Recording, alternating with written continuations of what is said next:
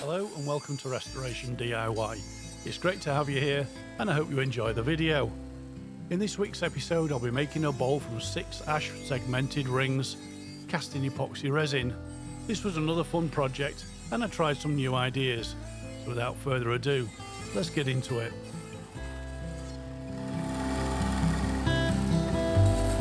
The first job was to prepare the timber so I could cut the segments. The bandsaw does a great job of cutting the lengths to size. The finished dimension I was aiming for was 25 by 40 millimeters.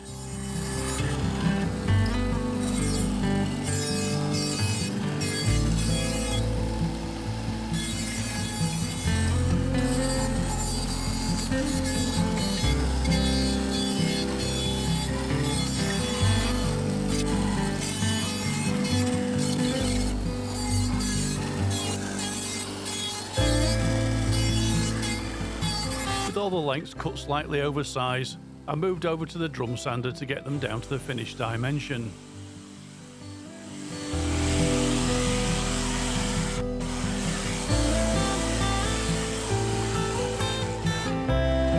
Strictly speaking, you shouldn't use the sander for thicknessing. Its main purpose is to flatten the surface and as a finished sanding tool. The reason I use it in this way is because it's easier to set up than my planer thicknesser, and with an 80 grit loading on the drum, it very quickly removes the last bit of material.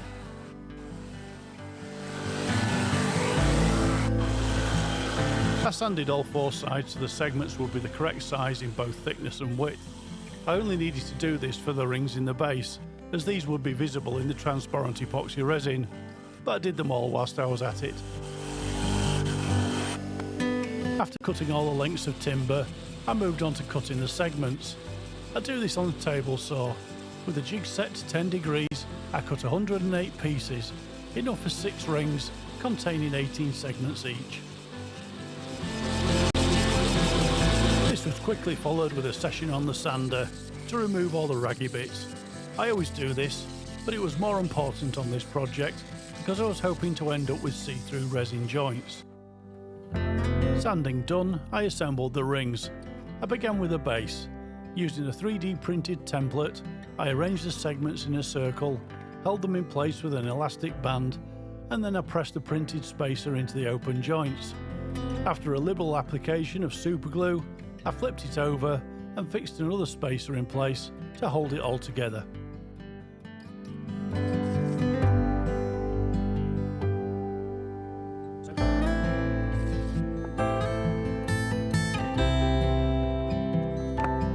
The first spacer I used had prongs on either side to fit into the next ring. This spacer has prongs on just one side. This will be the underside of the base.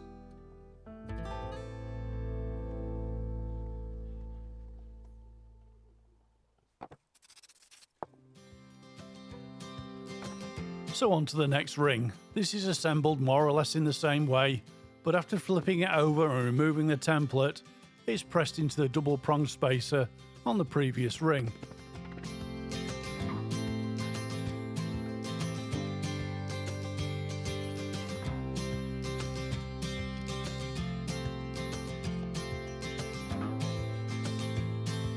A few of the segments hadn't glued properly, so after fixing that, I continued assembling the base.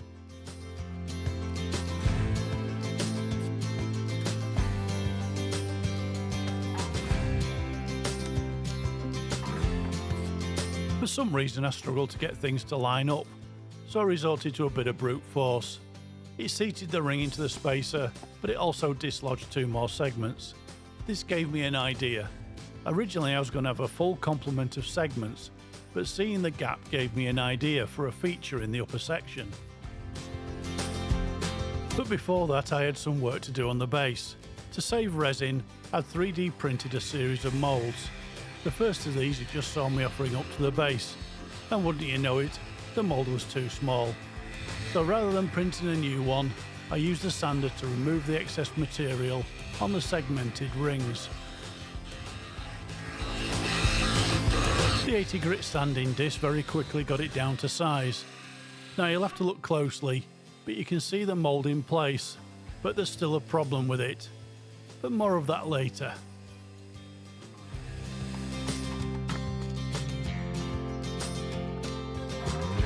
Now what follows is the assembly of the upper section. For this, the first ring was built up in the template, then the prong spacer glued in place. The ring was then stacked and glued onto the finished base section.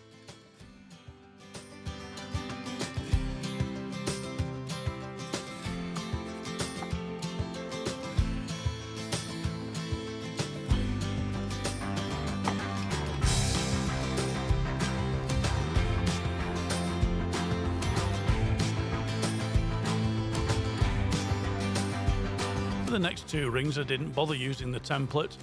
Instead I just used the prongs on the previous spacer as a guide to glue the segments in place. The white half moon pieces are there to keep a consistent 2mm joint between the rings.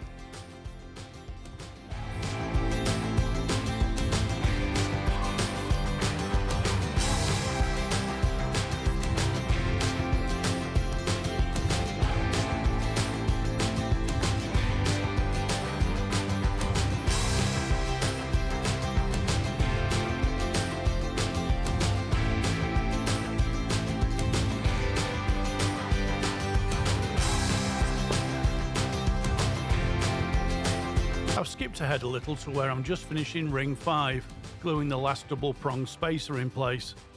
I still have to make up the rim, but there's another thing I need to do before that.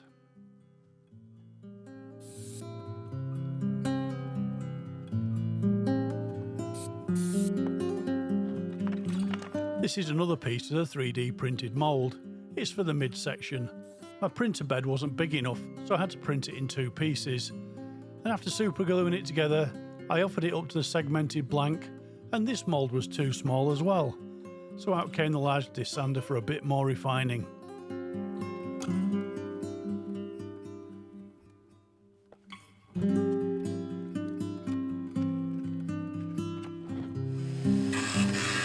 Once again I removed the excess material, being careful not to take too much off. I had some concerns about dislodging the segments, but it all held together quite nicely, and I soon had it to where it fitted into the mould.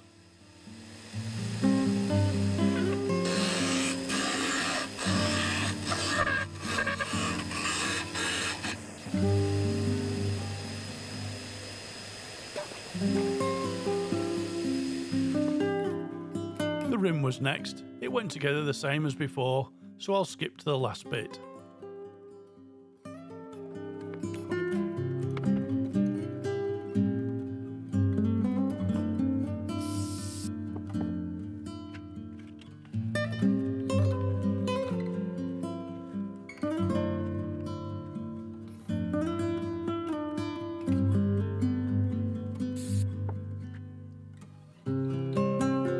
So with the rim superglued in place, I fixed the top mould in place. This also had to be printed in 2 pieces, not only because of its size, but I would have struggled to fit it had it been in one bit.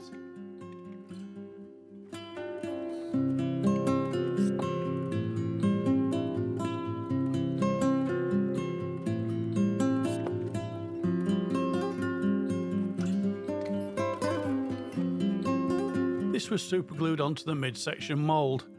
I used plenty of glue and used an activator to help it cure faster. And with that done, I got on with completing the rest of the mould. Next was a transition piece between the midsection and the base. I had to trim the midsection glue tabs to get it to fit, but with that done, I added glue to the inner surface and fixed it in place.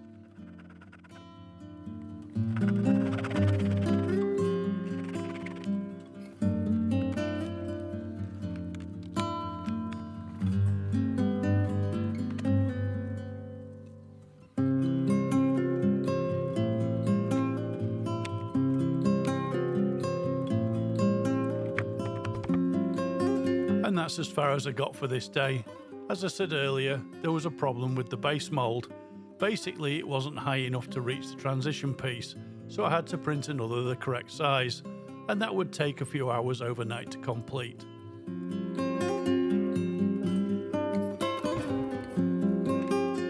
It's the next day, and the new mould is done, and it can be fixed in place.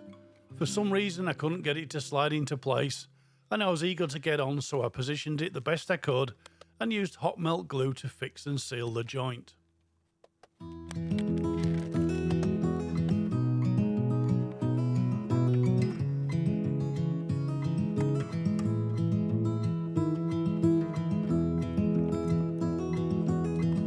painted the moulds with a 0.8mm wall thickness.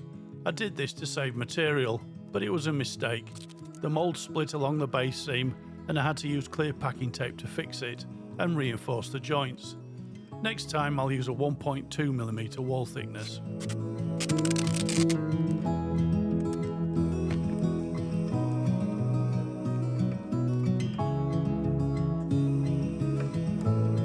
Once I was happy the mould was sealed, I just had some waste blocks to add.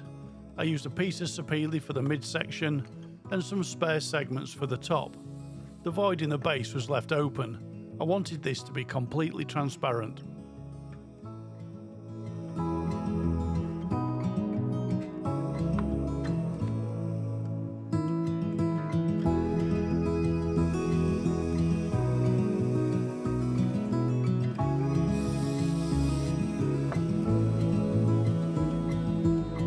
After the last few segments were glued in place, it was ready for casting.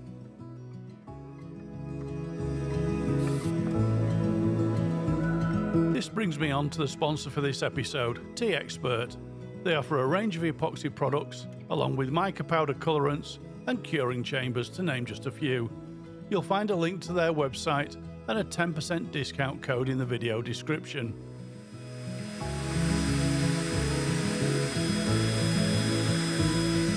The colour choice for this project was the three primary colours, red, yellow and blue. And new for this channel, this is my first go at just an ink alcohol dye, no mica powder to be seen.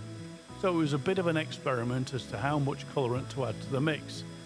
I mixed 6 3/4 batches, 2 of each colour, and when they were all done, I placed them to one side to pre-cure.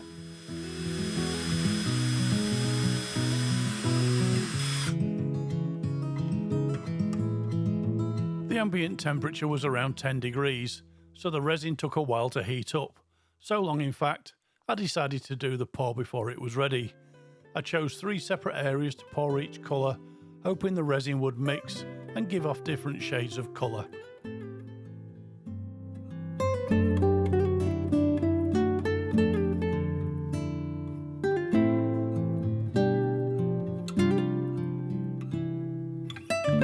Partway through the pour, the mould sprung a leak and my camera battery died. But to sum up, a small leak developed in the lower section, so I used kitchen towel wrapped in blue painter's tape to stem the flow. This worked, so I put it in a bucket to catch any drips and continued pouring the resin. Once it was full, I put the whole thing in the pressure pot and left it to cure. Off camera, I checked it after about 6 hours and the resin had sunk, so I topped it up with more resin mixed with black colourant. It's now a few days later, the resin has cured and I was very happy with the result. There was hardly any escaped resin in the bucket, so I marked the centre and drilled a couple of holes to locate it on the lathe.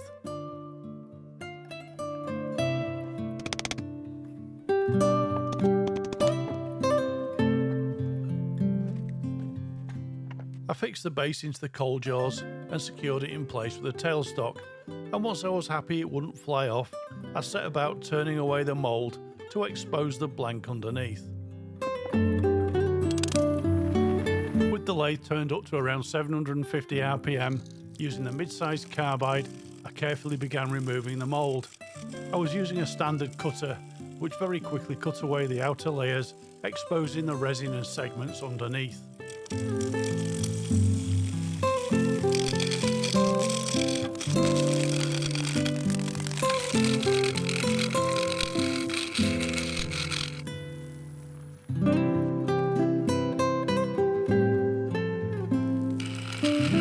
I had the workpiece firmly fixed in the lathe, but the base fixed in the coal jaws wasn't perfectly centred. This was because of the uneven leaked resin, so the plan was to get the blank turned around as soon as possible.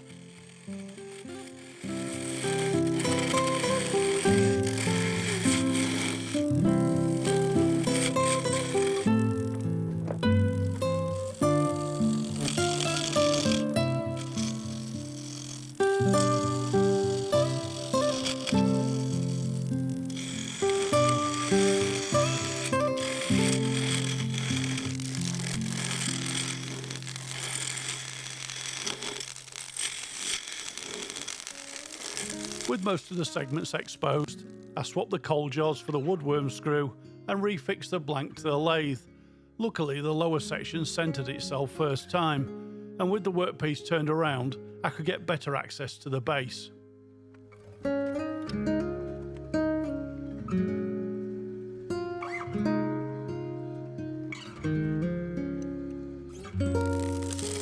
The plank was now much better balanced, so I turned the speed up to around 900 RPM and cleaned up the lower section, again using the mid-sized carbide.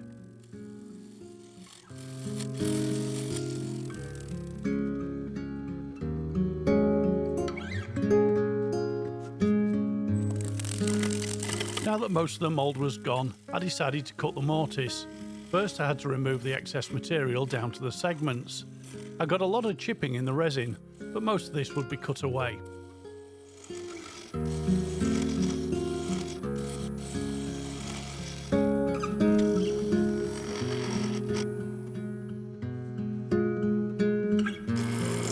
I cut the mortise in the usual way. Using a 1/4" parting tool, I defined the outer edge, cut into a depth of around 8mm, 3/16 of an inch.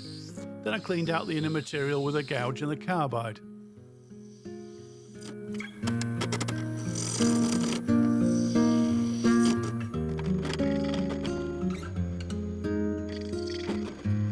I managed to chip the resin, so I had to cut a bit deeper to get rid of it. But with that done, I sanded to 800 grit, added a finish, and the base was sorted.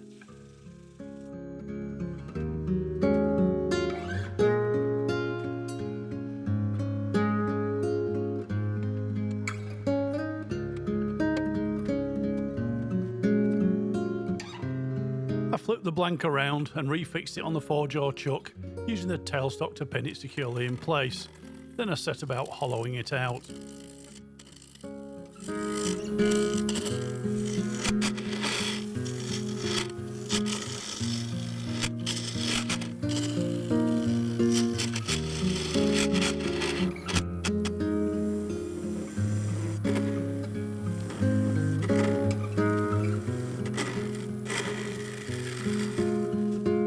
After exposing the top segments, it was new tool time.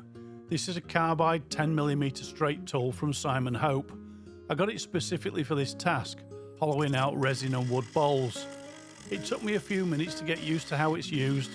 Basically, the way it's designed, the carbide cutter is held at a 45-degree angle to the workpiece, and it's awesome. It rips into the waste material at an alarming rate.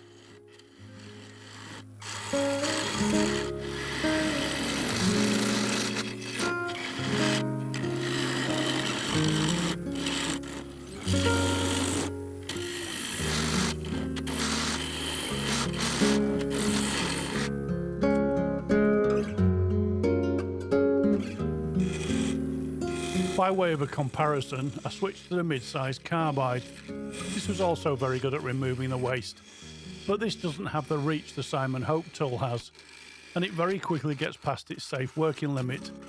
You can tell because it starts to resonate on the tool post and gets very loud.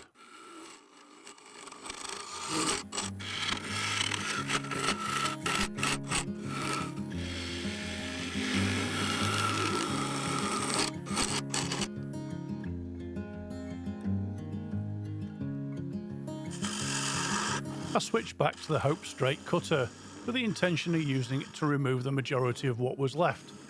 But the screw holding the carbide cutter came loose and it flew off, never to be seen again. In fairness, I didn't check to see if it was tight, and I've since ordered a new one, so it'll be up and running for the next project.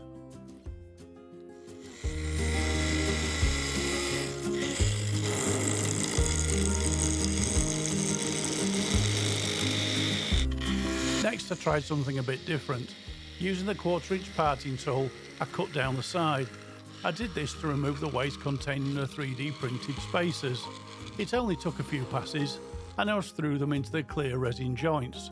So after that, I used a large carbide cutter with a negative rate scraper to begin blending the base into the side.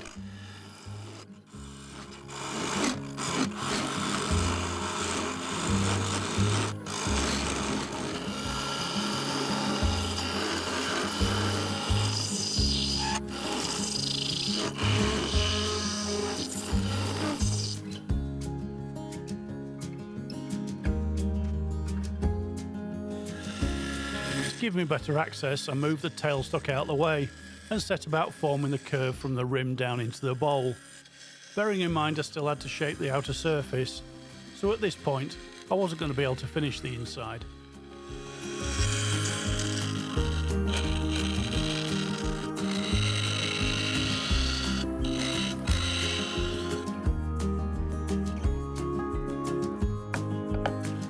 A few sharp blows from the carbide cutter and the centre support snapped off. Then after a bit of clean up, for now the inside was done and I moved on to the outside.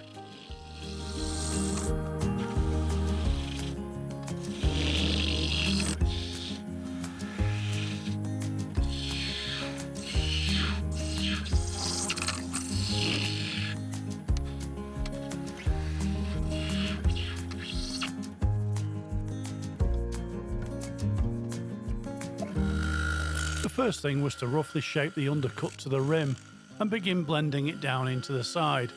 I wanted a specific shape for this finished piece, which I thought would look good with the solid resin sections that you can now make out in the segments.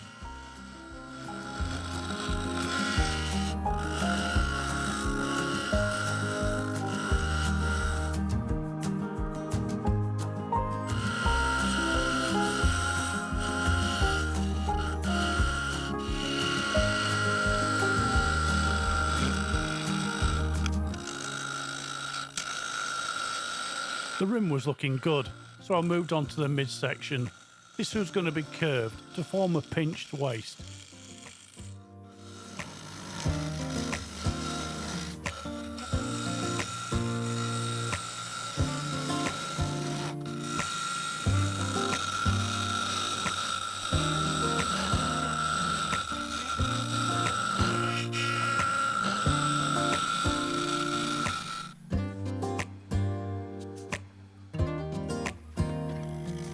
To keep the overall profile in proportion, I moved on to the base.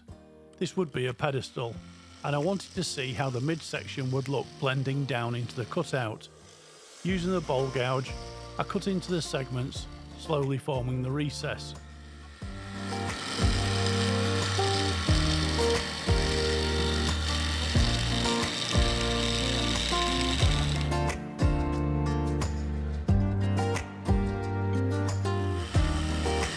There was a lot more material to play with on the upper cut line of the cutout, so I concentrated on that. Then using the parting tool, I cut down into the segments to expose what I hoped would be transparent resin in the core.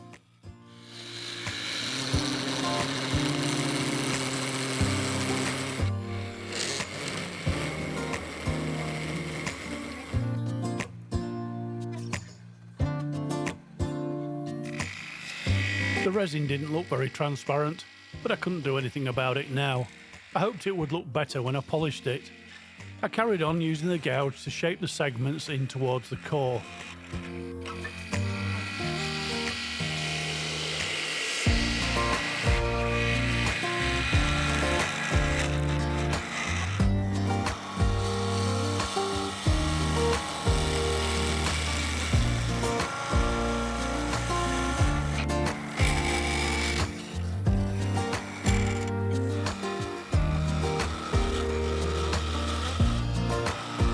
The cutout was taking shape, and I could see how much more needed to be done to the midsection.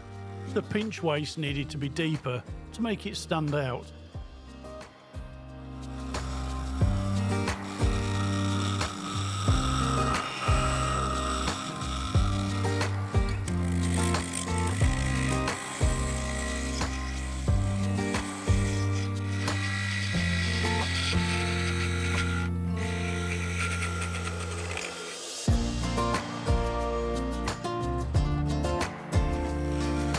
I continued to refine the profile, removing thin layers of material. As one part took shape, the rest needed to be worked on. This is how I developed the design of the finished piece. I just keep going until it looks finished.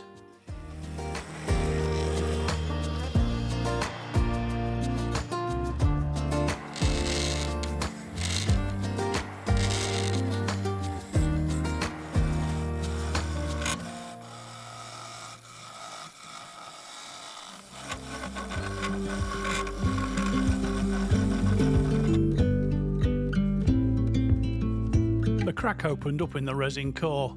This was quickly fixed with clear super glue, the excess was cut away with a parting tool, and the outside was done.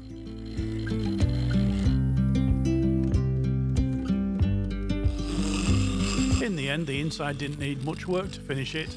I used the negative rate scrapers to blend the surface and remove the last few tool marks.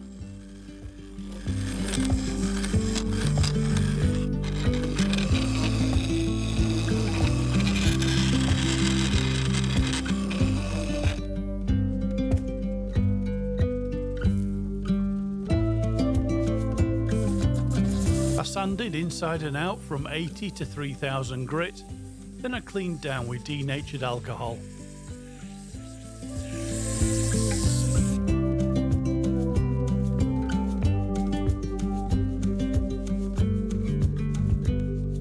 Then I applied 2 liberal coats of sanding sealer, each one de-nibbed with a non-abrasive Scotch pad.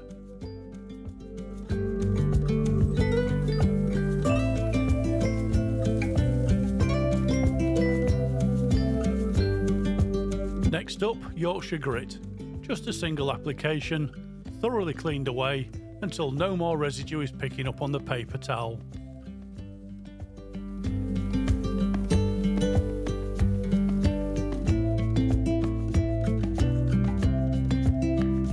The resin polishing is next. First, Mercopolar Shine 10. Just 1 coat, thoroughly cleaned away, ready for the next stage.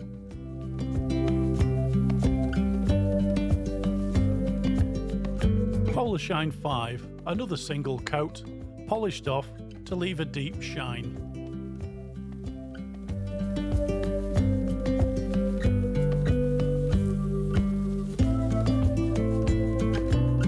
And to finish, Hampshire Sheen Gloss Finishing Wax, 2 coats, buffed to seal and protect the surface.